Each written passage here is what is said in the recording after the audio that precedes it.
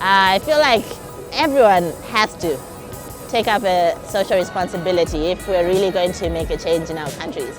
Yeah, so active participation is so important.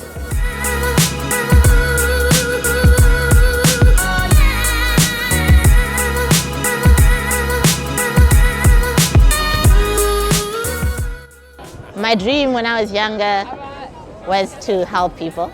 I knew I always wanted to do that. You know, growing up around superheroes and big brothers who are so awesome and a family that cares about other people and the church and all these institutions in your life, I think it gives you values which you know you want to build on. So for me, I thought the way I could achieve my goal and live my values was to become a lawyer, because that's what the world teaches you. You know, you can be a lawyer, you can be a doctor, you know, the basic, great looking, nice jobs. So I thought, okay, let me become a lawyer. But when I went to college, that dream never happened for me. And I had to just go on with life.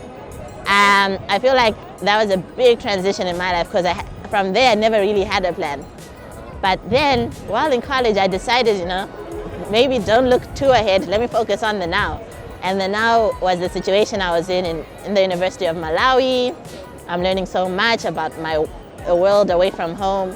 And one situation I saw was, you know, the college infrastructure is terrible. And I knew that, hey, I can be a change maker today. I can help out with the little I have, the little ideas I have, I can do it. And I feel we all can, but nobody wants to do it. So let me try live in the present and do that. So when I was in college, actually throughout, I always wanted to help fix up infrastructure, but I never had an opportunity.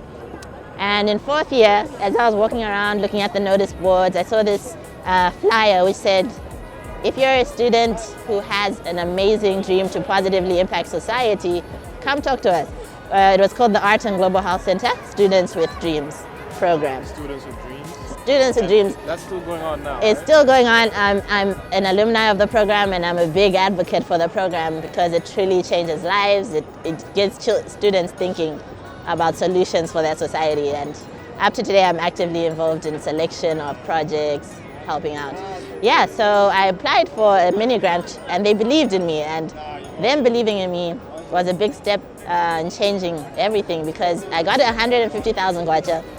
I used that money to publicize the cause, and I just made t-shirts, publicity tools, and got everybody excited about fixing their school. And we did that. So we raised money, we fixed one lecture room. It got so much media. People came in, were interested, and Nico Life Insurance is a big partner. They saw what we did in the newspaper. They donated for another classroom. And it's been that trend. Nico has partnered with us. They keep donating for every project we do every year. We're in our 5th year of operation at Chanko. And this has just opened up doors for me, because doing volunteer work and leadership, I got directed to Global Health Corps, which is about building the next generation of emerging leaders in the health sector and beyond. So I got involved with them as a fellow. I did a fellowship program, and afterwards they hired me in the Malawi office. This all happened so fast, and it was all because I took, you know, a little initiative to make a change for society, and I also got a lot out of it. And this year, I'm president-elect of the Rotaract Club of Lilongwe, and yes, I'm getting inaugurated in July as president. After next month? Yeah, yes, when I'm back home, I'll become president. And you know, I never thought that leadership and volunteer work and community would be my passion. But life led me there, and I also had to put in effort to get there. It was a lot of hard work. It wasn't easy. There were so many frustrations along the way. But, you know, I feel like as young people, if you have the heart, the passion, and if you put in the work, anything is possible, really.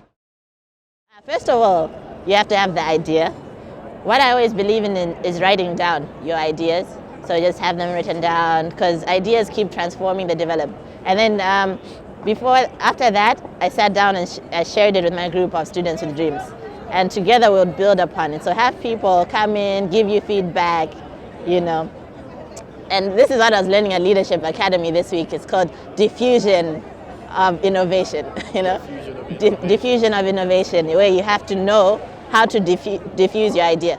Like, who are the stakeholders that you have to engage with first, strategically, because you have to know who to target. So I talked to the leading administration person who I knew would buy into the idea, who would convince someone else in the administration to buy into the idea so I could get permission. And that worked. And then I diffused it down to the student body, to buy into the idea. Then I diffused it outside for Zomba community members to come in and buy into the idea. So yeah, make sure you diffuse your innovation wisely. And you have to be a strong leader. Get people on board. So I got a lot of people excited, they came. But without direction, it would have been a no-go. So you have to, but when you're a leader, I don't believe in dictatorial leadership. I believe in giving ownership to all the leaders and making everyone feel like they're important as leaders so that they feel ownership to their role. So I branded everybody ambassadors, I gave them targets, and everybody did a good job. It was amazing to see. And I like that. You branded everybody ambassadors. Ambassadors. That's something we overlook. Just the title we give someone. I know how much it has an impact. It can either demotivate or motivate. And up to today, I'm writing so many reference letters for people. Like, hey, can you tell people as an ambassador for Project Rejuvenation? And people, they want to be associated. And it's theirs. It's not like mine. It's a group thing. So it's very important to, value your people